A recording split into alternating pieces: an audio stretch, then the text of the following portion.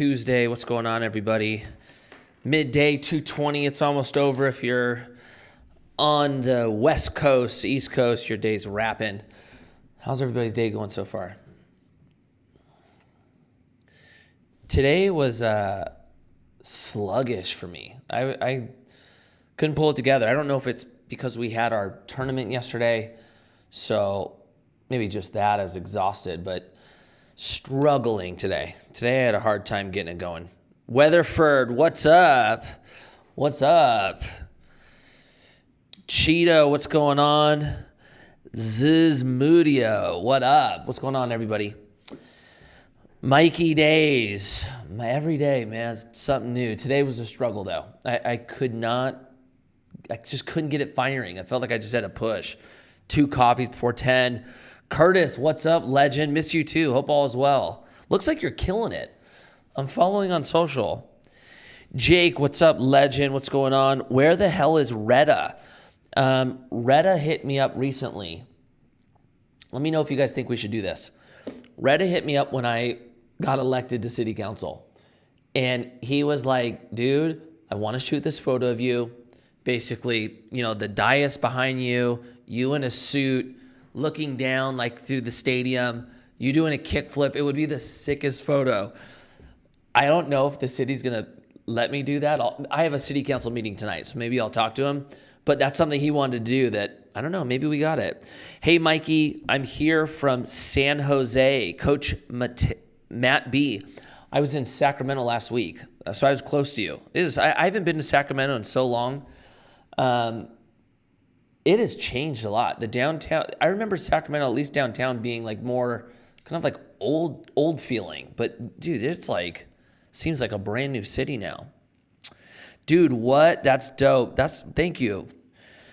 Always tuned in. I love the motivation. Poppy Blanco, I appreciate you. Seriously, thank you for being here. All the way from Catterick in the UK. Jake, what's up? Saying hello from Delaware. Trey Tyler, what's up? How's it out there? Is it starting to get cold for you guys yet? Maybe a little. No, it's actually probably pretty nice for you now, huh? What's up, Mikey? Can you give me a shout out? Mahane ZW, what's up, legend? Hope all is well. All right, Mikey Random. Sam, what's going on? It's beautiful now with the new King Stadium. Yeah, it is. It's really cool. Mikey, random question. When was the last time you skated hard? Last time I skated hard, like actually like jumped off some stairs or rails, it's been a long time. Years. Probably, I bet you 8 years was the last time I skated like that. I skated about 3 weeks ago, but it wasn't hard. It was like 50-50s and feeble grinds and tail slides, crooked grinds, really basic, but it was fun. But no, it's been a while since I skated like that. What do you think about wholesaling houses? What I like about wholesaling is you don't have to, the barrier to entry is so small. You don't need a ton of money. You don't have to go get licensed. You can just make it happen. And it's a sales job. It's sales. So like you eat what you kill. The better you are, the more money you get to make. I like that. Selling anything right now, real estate is tough though. Like it's hard to sell homes because there's no homes to sell. It's so few and far between with, you know, interest rates where they're at. Everybody's sitting on, 3% debt for the next 30 years. They're not selling. And then even if you own your home outright, or maybe, your home's appreciated and you want to move into a bigger home, you're not going to sell something at 3% or sell a home you own outright to then move into a house where you're paying, what's interest rates at right now, 8%? You're just not doing it. So I think it's going to be a tough time to sell real estate. I think it already is, but I think it's going to continue to be tough. Any predictions for the U.S. economy in 2024? Q4 of 2023 doesn't look too promising so far. Yeah, it's interesting. I don't know. Like if I was basing this whole thing off feelings, right? No data, just feeling. I think the economy is worse than I would assume that we're not doing great right now. Like it just doesn't feel like people are spending money. If you look at companies are pulling back. They're not hiring right now. Everyone's in like, preservation mode. To me, that's kind of a sign of tough times coming. The data, like the unemployment numbers, I don't know, that I would assume would be higher. So I don't know. I'm not sure. If I were to guess, I would assume that there's going to be a recession. I would assume that it's going to get a little bit painful. That would be my guess. Who's the hottest chick? That's a question I'm not answering. What do you think of the solar industry? I don't know much about solar, actually. I know California's making it a little bit difficult, like they always do for any business to succeed, is what it feels like. But I don't know enough on it to really speak on it. Mid to low 70s right now for average temps. Gosh, that's so nice. What will the upcoming election do to the economy? And what are some precautions we could take to be okay? Okay, so divine theory. This is an interesting one. If you go back and look at like presidential elections and the impact they have on the economy, from what the historical data shows, the economy tends to not move that much. But I don't know. We're at an interesting stage right now. Like, there's, how could I say this? When we're dealing with inflation, it takes a very tough person to do what needs to be done to get inflation down. I mean, what you're really doing is you're causing a lot of pain for a lot of people. You're driving unemployment numbers up high to get that cooled down. That's going to be one thing.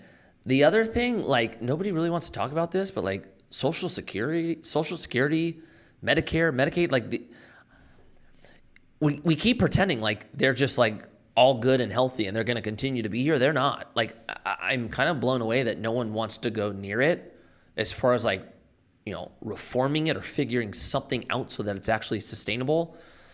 That's an interesting one. I don't know.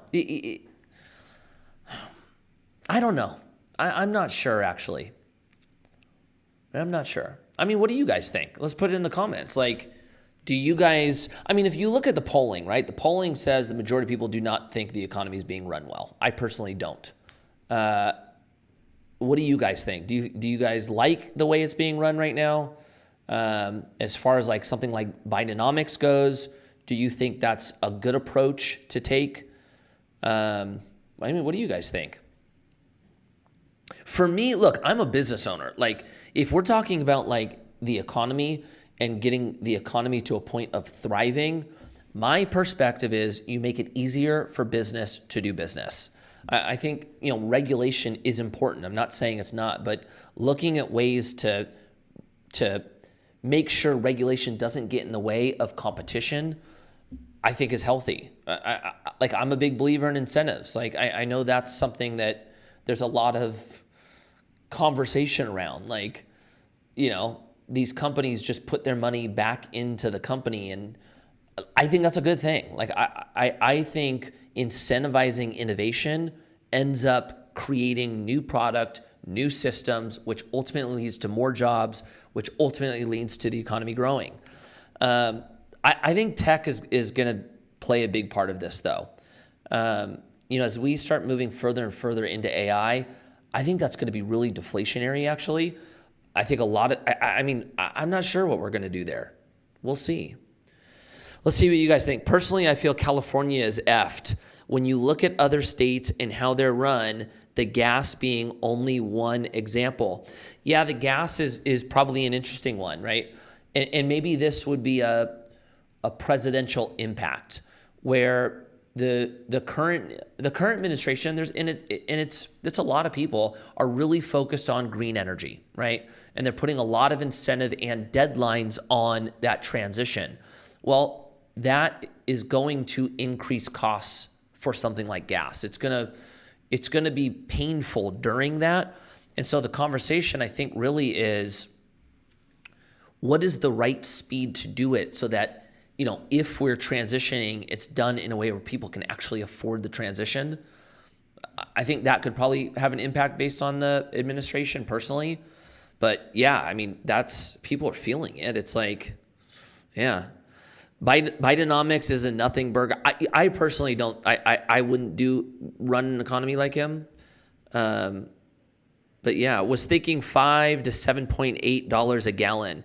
You really think that's good? No, I think the majority of stuff's too expensive personally. But you know what, when talking about that, like part of that switch, right? Like if the administration is going to actively block natural gas, or there's a big push away from oil, and like that's going to drive the price up. So I think the how you get there and the speed in which you get there is going to be the difference of people who can actually withstand or have the financial support to get through a transition versus those that are going, I'm barely scraping by and you're making everything else more expensive. So it's going to be an interesting one to watch. It's fragile because investors are holding a lot of inventory. So they are falling out the housing market. Could be interesting. Skate agent, will you break that one down for me? What do you mean by the investors are holding a lot of inventory? Like the percentage of real estate that's owned by investors is high? Or do you mean investors are holding onto real estate and not selling it in order to keep the supply below the demand? I'm curious to know your thoughts on that. Because if it's the first one, if it's the former, I would agree. If it's the latter, I would actually disagree. So I want to know what you're thinking there. Social Security seems to me to not be talked about. I remember years ago, everyone I was talking to on how it was running out, haven't heard much about it anymore. Gnarly biller. I think this is why. Because if you're a politician, if you're running a campaign, or you're already somebody who's in office, if you go anywhere near that, you're not going to win re-election and you're not going to be elected. The general public doesn't seem to have an appetite to want to change it at all. And so that's a difficult one when you have people who are trying to get involved and wanting to win, and there's a key issue like that will basically guarantee you're not going to get in.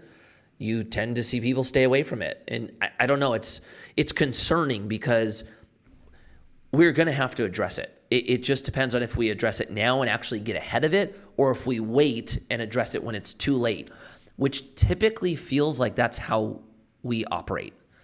It doesn't seem like we like getting ahead of the curve. It seems like we wait until things start breaking and it gets bad, and then we start addressing it. So we'll see.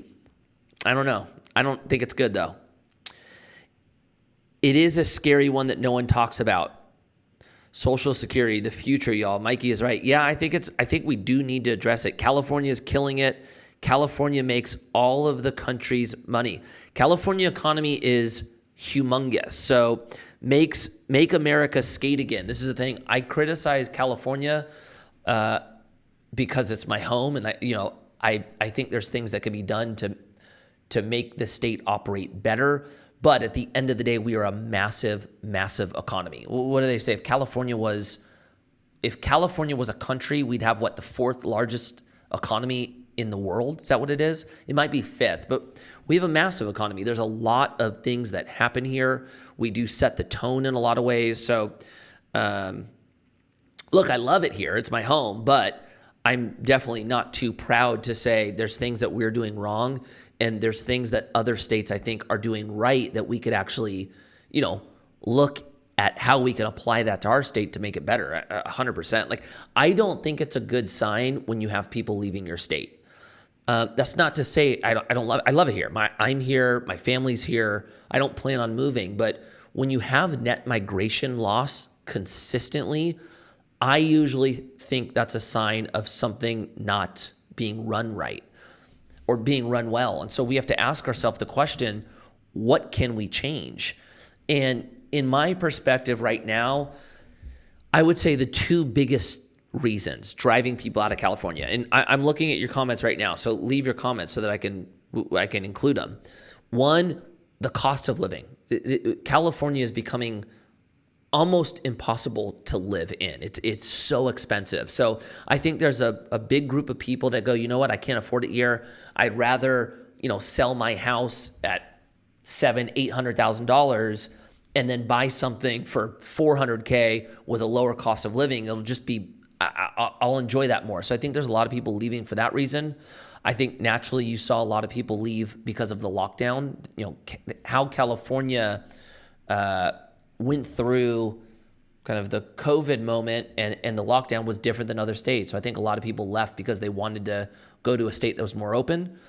And then I think there's probably politically, I think there's people that don't like the politics here. And so considering that the lockdowns aren't a thing anymore and California's open like everywhere else, I probably would say that the two driving factors that are putting people in a position of wanting to leave is cost of living and politics. That'd be my guess. What do you guys think?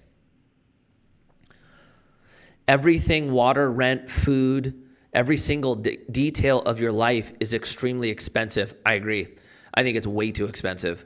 Where do you live in, where do in the USA would you choose to live to be future, I'm not tracking the question. I couldn't figure that one out.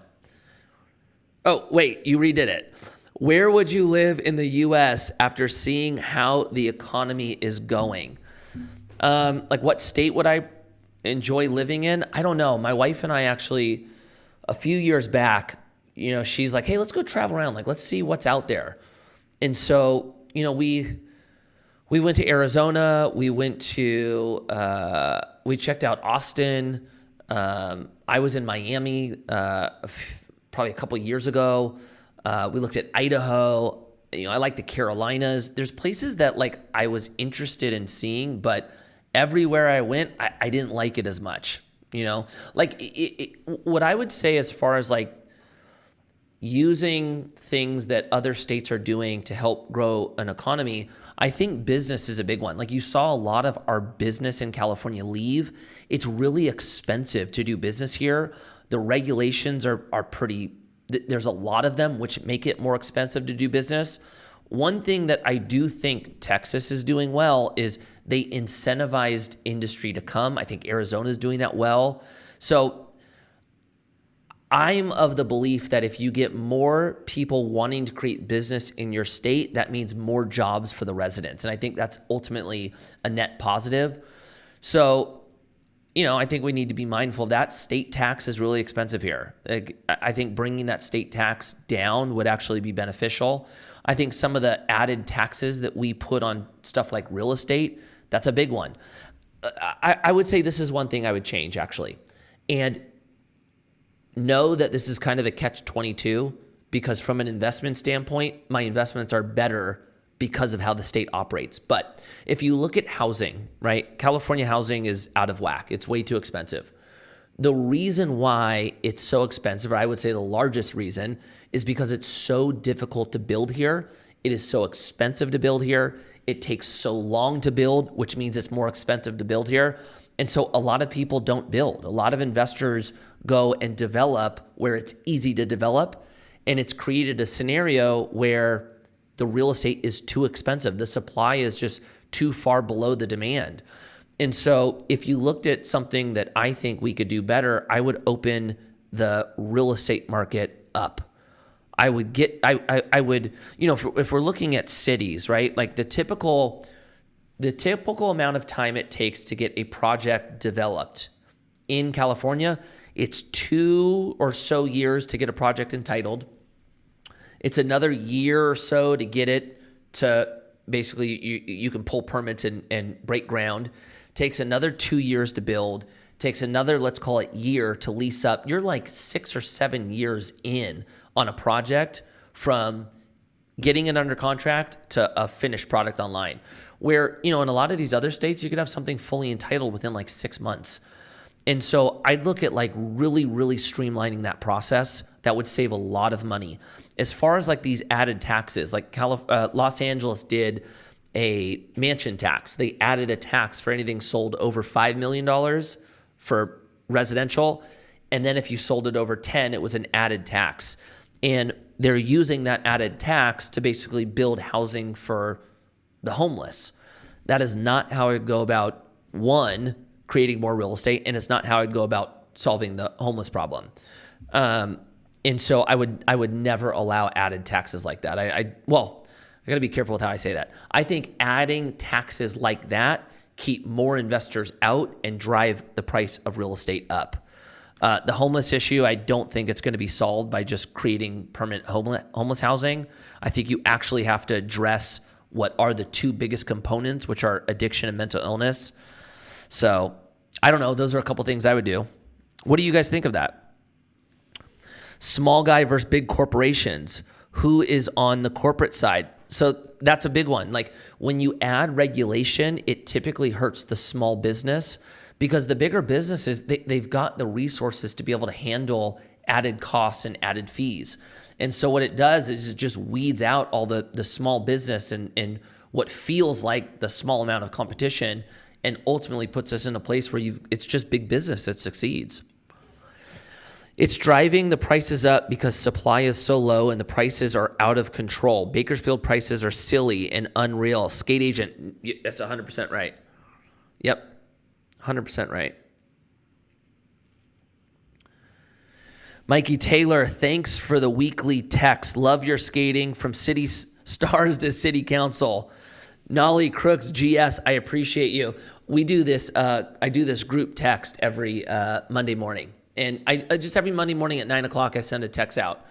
And we had our golf tournament yesterday, and I was late. Like I looked down, I was like, "Holy crap! I didn't send the text out," so I sent it an hour late. And I figured I'd make it like about golf. So one of the best things about golf, in my perspective, is it's such a mental battle. It's very similar to skateboarding, where skateboarding, you have to learn how to control fear, ultimately.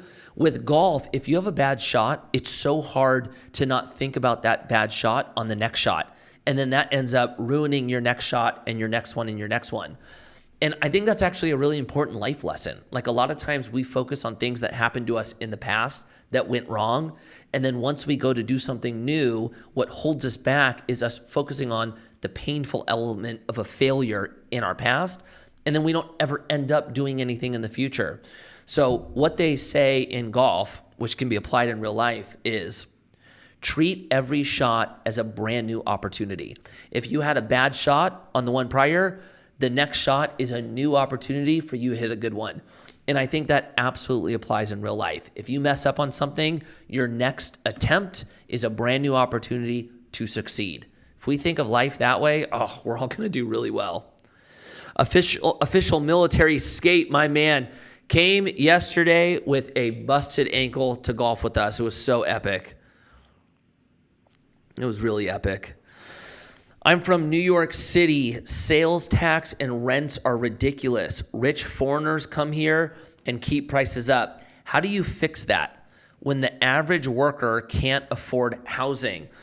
Okay, so there's a handful of things. The average worker not being able to afford housing, in my perspective, is a supply issue, or that's the largest issue, is a supply issue. If we limit the amount of growth or the amount that we can build and the population just increases, we're going to have scenarios like right now where the real estate pricing is almost unattainable for most people. So I think you have to add supply. When you talk about foreign dollars coming in, I'm just kind of spitballing this one. So I have not given this one a lot of thought. So keep that in mind. I don't know. I would probably do something along the lines of like, Americans or U.S. citizens get first shot or a certain priority to purchase single family. And for outside dollars, I don't know if like there's only a maximum percentage that they could buy, or in areas they could only come in if they're adding supply online, or I don't know what it would be, but we'd have to come up with a concept or a policy that would give our citizens basically first shot or some type of priority, but I don't know how. I'd have to think about that one. But supply is going to be a major thing for us. We have to add more supply, or real estate's going to continue to be outrageous, ultimately.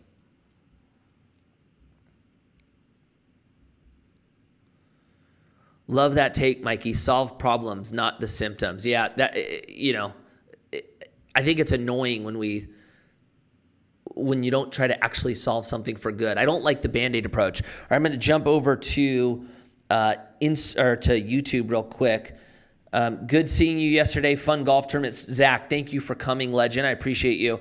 How do you think the elections will affect the real estate market? Someone yesterday told me that typically interest rates go down, but the prices go up. Thoughts? Yes, that's usually what you see. Like, usually when interest rates go up, cap rates will come down, or the price of single family will come down as well. That's what you normally see. The reason why we're not seeing it the way we are is because of supply. Like in California and so many markets, we just haven't built. Like coming out of the financial crisis, we just didn't. And that's when you get in a scenario where the Fed could raise rates the way they did and prices don't move. That's a supply issue. Do you think interest rates on mortgages Do you think interest rates on mortgage loans will go down in 2024? Currently have a 2.8% on my home. Hard to leave that. Okay, Jordan Hayes, the expectation is that rates are going to come down. What it looks like where are rates at right now? It's like 5.5% right now? I think what the Fed's targeting by the end of this year, it lands somewhere around the 5%. By the end of 2024, it ends somewhere around 3.5 to 4, and then at the end of 2025, it starts getting close to that 3%. That's what at least they're expecting. I think there's an argument that we may not see like the interest rates or how low interest rates were again, but if we do, the expectation is that it's going to be somewhere around 2025. We talked to our one of our lenders last week, and he had let me give you more context. We're looking at loans right now. Like we have one of our properties we closed on about a year ago, and we basically purchased it. We had about a year to get through working drawings until we had to basically outsource our financing so that we could develop. And so we reached out to him on that project to just basically see what financing options we had. And one thing he said was, there's not a lot out there. Just like, no, a lot of the debt market has pulled back. I just got back from a conference, and the theme of the conference was survive till 25. That is kind of their expectation, is that things are going to get a lot better in 2025. So if you're in a position to get to 25, you're going to be in a pretty good spot. That's their expectation, at least. What are some of the policies? Okay, yeah, I answered that one. Sorry, I got that one late. Hey, Mikey, does skateboarding still make you a maniac? Yeah, so skateboarding in some ways brought out the best and the worst in me. In the beginning of my DVS part, I'm going nuts because it's 4 a.m. I had been trying a trick for 2.5 hours. I was just losing my mind. I was tired. I was sore. I just wanted to land it. Skateboarding is the only thing I found that brings that side of me out. I think it's because it's the hardest thing I've ever done. And it's mentally and physically exhausting simultaneously. I don't know what I'm doing now, building business. I don't think it's as hard as skateboarding was. And so I end up being like pretty calm and not very emotional and don't really get worked up in anything else in my life except for skateboarding. But that's probably part of the reason why I loved it so much and only wanted to do it, because I was just trying to constantly become better and ultimately perfect something that was impossible to perfect. That's the beauty of skateboarding. But no, I haven't found anything else that brings out the psycho in me. Okay, I'm going to get one more, and then I have a city council meeting tonight, so I've actually got to take off. I have a question about home equity. M. Capsy, hit me with the question so I can answer it before I take off. Pay down mortgage principal, invest, or save for an emergency. How do you decide? Chris Salita, this is actually a good one to end on. So for me, paying down the principal is an easier one. I tend to look at the opportunity costs. So depending on what your interest rate is, let's say you've got a 3% loan. Well, by paying down your principal, you're really saving 3%. So that's your threshold. If you can make anything in the market more than 3%, well, you have to ask yourself the question, is my capital better used elsewhere? Right now, you've got like high yield savings accounts doing almost 5%. So for me, I'd rather put that money in a high yield savings and capture the 2% spread than I would paying down my mortgage to ultimately save the 3%. So I think you need to look at the opportunity cost. As far as an emergency fund is something you want to build up first. It's something that's really important because when we have investments, the last thing we want to do is have to sell them at times where it's not a good time to sell. And the thing that kind of jams us up in life is that there's always unexpected issues or unexpected events that happen that we didn't plan for. And so if you don't have an emergency fund and something happens that you weren't planning on, you then have to sell an investment to use that money to pay for the unexpected life issue. And if that happens at a downturn where your stocks are down, let's say 30%, that's not a good time to sell and you might be forcing it. So having an emergency fund is actually one of the first things you should build out. So I would say build your emergency fund, then make the decision on ultimately opportunity cost on if it's better to pay down your mortgage or if it's better to use that capital elsewhere. All right, everybody, I got to go get prepped for my council meeting. Thank you for hanging out with me. Have a phenomenal Tuesday. If I get back tomorrow in time, I'll do another live tomorrow. If not, I'll try to do it Friday. All right, everybody, love you guys. I'll see you guys soon.